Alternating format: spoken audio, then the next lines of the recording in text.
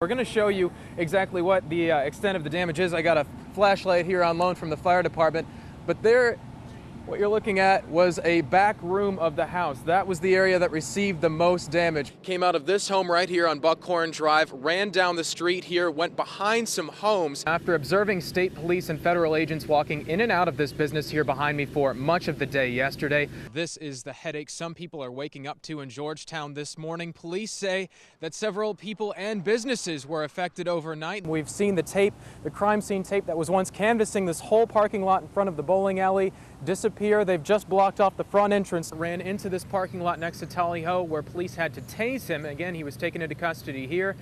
Now, judging by the look of this drop behind me, it appears things could have been much worse in this accident, but fortunately for the passengers of this minivan, help was just a few yards away. When I arrived on scene, it seemed that they were interviewing the driver and possibly a few passengers, as well as folks who were actually sitting inside in the patio. He was using a storage unit, much like this one, to keep his son's gifts hidden up until the last possible second. But when family came to the unit this morning, the door was open and all of his son's gifts were gone. We put in a call to Richmond Public Works to see when they were going to replace these manhole covers that have been removed. The jury instead recommended 25 years after deciding that Kayla Lord and Jared Futrell were guilty of killing Lord's 17-month-old son back in 2011. Now, 2 days since a tornado changed the face of their town, the help continues to pour in. The way we was always taught, you do what you want people to do for you, to help you out. There might be a time when I need help. Saw all the pictures and heard all the comments and concerns. I sat and cried. It blew me away. Groups that were once the engine that made this county run are still trying to reestablish themselves. Groups like Morgan County Schools. They had to remove thousands of records from the damaged school board building. Luckily, it's not damaged at this point with moisture or anything, but it's what we're trying to do right now, is trying to get it out. People were given opportunities to sift through their homes or workplaces looking for precious items. They give me a temporary business pass because I need my medicine. Tasha Cantrell managed a business that's no longer there. All of my personal stuff was here. Stuff that my customers had brought me. Employee files, anything that she can save. That's her wedding. And even though she found those irreplaceable photos, she sifted frantically for her diabetes medicine. I don't know where to even look. Nothing's where it was. A sentiment shared by most as they continue to clean up. In West Liberty, Sean Evans, WKYT 27 News First. Putting together the events kept investigators on scene for hours, and that had travelers from all over scrambling to find another route. You're going to have to go down here to where it's he's at 60. Winchester and go through Winchester. Yeah. And they all wanted to know the same thing.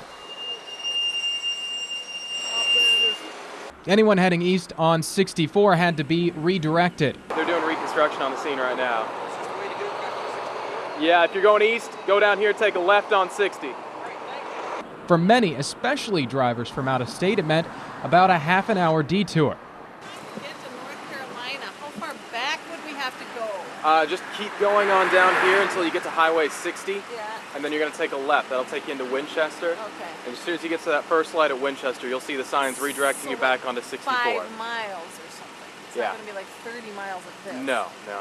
Teams of parachute riggers pieced together the packs in meticulous order, all to keep Troy Woods flying fast, literally. Beautiful. You're looking good. At an altitude of more than 2,000 feet, he jumps, and jumps, and jumps again. Now, leading up to the record-breaking jump, we went up with Woods to ask him what was going through his mind at 3,000 feet. Hope everything works well. Kind of hard to explain. Do it one time and everybody would understand. I seen on Facebook that Marcus, my friend, his cousin had leukemia, came out of remission. And I knew right then, that's what it's for. Jumping for Jesse. He started feeling tired, couldn't go up the steps in his house, felt real sick, and went and got a test, got blood work done and other tests. I got the results back, and it just happened to be leukemia. When Troy Woods came to him about jumping for a new state record and doing it to raise money for his cousin's family, he was on board. As a 17-year-old, you know, it flips your life upside down entirely. So today, Woods went for it, successfully breaking the previous state record of 40 jumps in one day. Jumping with him, the previous record holder. Congratulations, Troy. Good to see it, man. And he's still going until dark, conducting more jumps and raising as much money as possible for his friend's family. In Washington County, Sean Evans, WKYT 27 News First.